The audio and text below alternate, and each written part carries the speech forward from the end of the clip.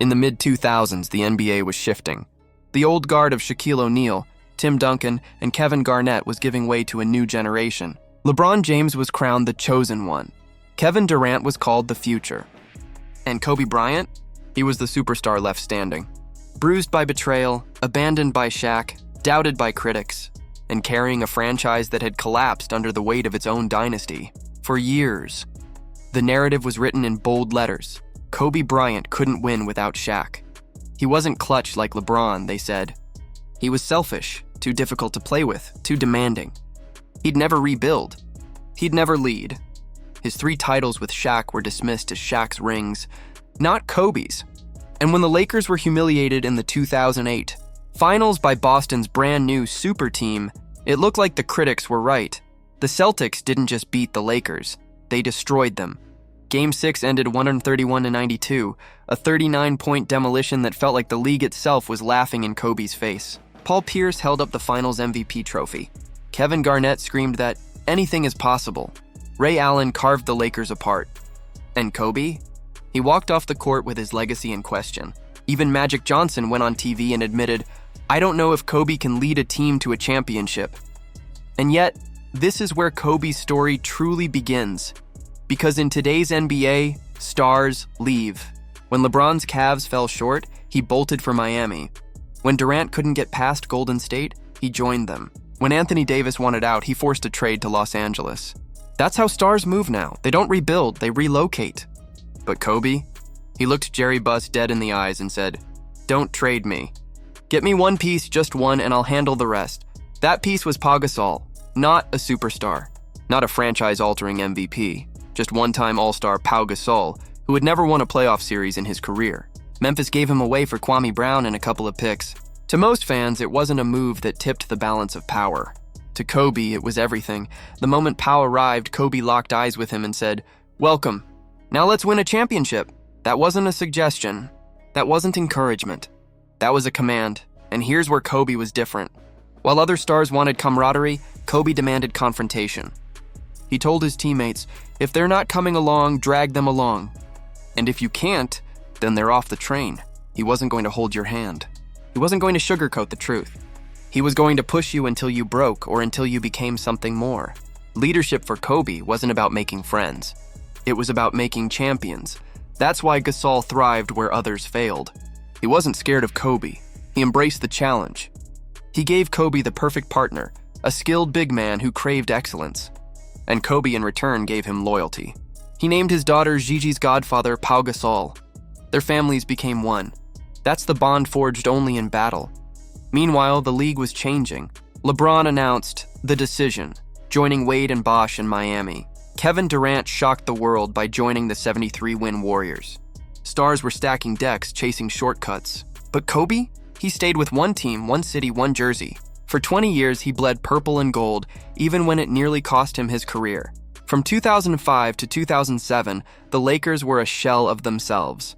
Kobe dragged Smush Parker, Kwame Brown, and a revolving door of role players into the playoffs.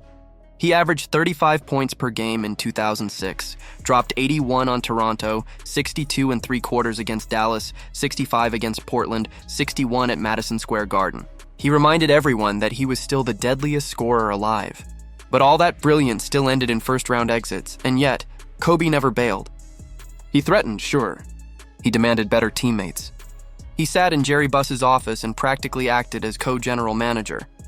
But he never abandoned the franchise. He told Buss, "I'll be damned if I waste my career losing because I'm surrounded by lazy players. Fix it. That's not tanking. That's not quitting. That's not begging to join someone else's team. That's what rebuilding looks like when you refuse to run." The payoff came in 2009 and 2010. First, it was Orlando. Dwight Howard was at the height of his powers. The Magic had just dismantled LeBron's Cavaliers. They had shooters everywhere, length, defense.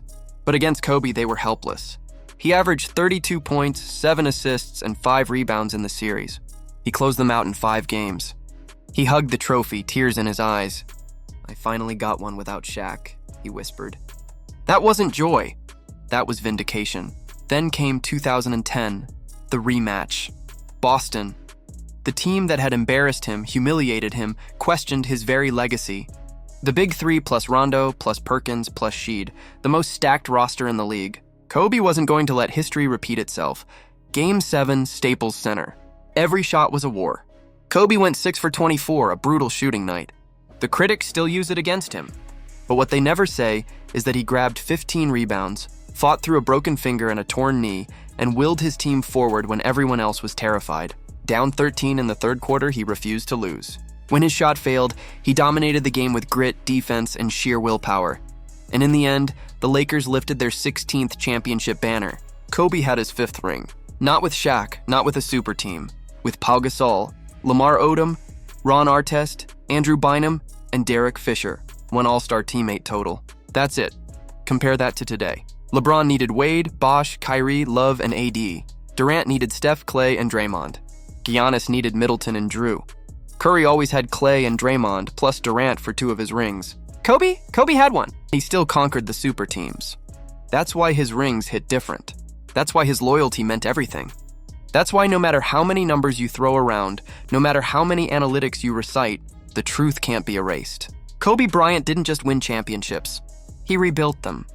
He earned them. He suffered for them. He stayed when it was easier to leave. And here's the uncomfortable truth.